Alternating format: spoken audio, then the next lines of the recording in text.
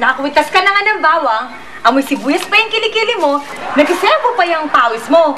Kulang na lang kalang para pwede ka nang igisa. Anong kalang? Kalan! O di yun, kalang. Kalang? Pwede ba, Eva? Tigilan mo ako! Hindi ito panggisa. Ito ang pangontra para sa mga bisita natin. And speaking of the bisita, ha? Kamusta? Nagawa niyo ba ang pinagagawa ko sa inyo? Oo naman. Nayaya na namin ang power sa isang night camp.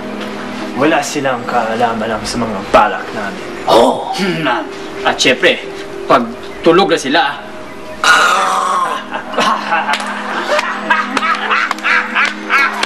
Good. Kung ganon, hindi masasayang ang ginastos ko para sa delivery via shipping fee. Dapat lang na hindi masayang. Alam mo bang nananahimik namin sa Europa, ha? Tapos inistorbo mo pa kami? Basta wag na wag ka lang tatalikod sa usapan natin. Dahil pumayag lang kami sa gusto mong nangyari, sa bibigay mong kapalit. oo naman, dahil matagal na kaming nananabik sa pinangako mo. Wala kasi yan sa Europa eh. Ito ba?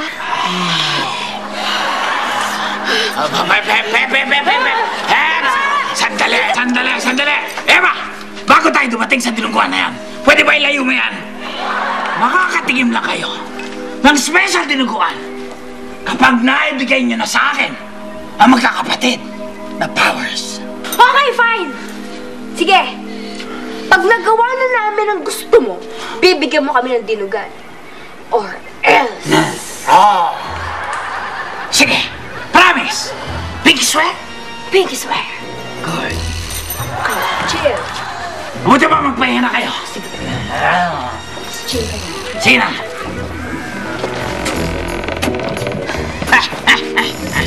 Tik na akong duguin dun, ha? Nakakatakot na may mga friends mo? Sa pagkakataong ito, gagawin ko ang lahat! Maitumba lang natin ang Powers family! Nagbayad ako ng malaking halaga! Mula Europa, makarating lang yung mga vampirang yan! Maitumba lang ang Powers!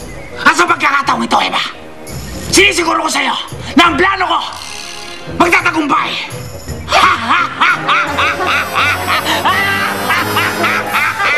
Ang cute-cute naman ng baby. Ano ba yan? Parang kahapon, buntis lang si mami niya. May baby sister na tayo. Oo nga, cute-cute. Ano kaya ang papangalan natin sa kanya? Alam ko na. Papangalan ko siya sa aking paboritong sitcom nung araw. Jana Marcia. Hindi ka naman siya. Alam mong word ba yun? Oo. Kala ko isa lang. O sige, de, Jana na lang. Okay? Jana. O basta ako lagi ang mag-aalaga dito kay Jana, ha? Ano ka ba? Ako yung ate. Siyempre ako muna. Ay, teka. Ako magaling sa kids dito, di ba? Mami, Mukha ka lang kids, hindi ka magaling sa kids.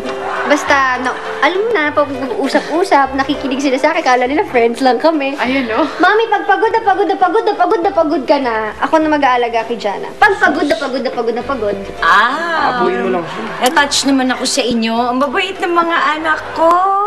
Pero no, hindi pwede. Siyempre, kapapanganak pa lang niya. Kaya dapat, ako lang mag-aalaga sa kanya. I'm proud of you.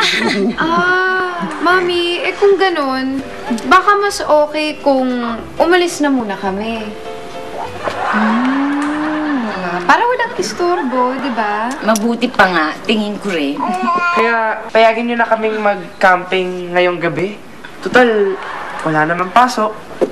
Oo, may night camp. Oo, tsaka parang nakastorbo lang kami sa inyo ni Baby Jana. Go ahead muna kami, di ba? Ano? Out of the way O kami. sige, mag-ingat kayo. Okay? Payag na kayo, Mami? Okay. So, pumayag na, halina kayo. Thank you! Thank you, Mami, Daddy. Ay, We love you. Teka muna. Bye-bye. Teka muna! I love you both. Hey! Daddy, bye-bye! Hey! Pagpag mo kasi. What's going on?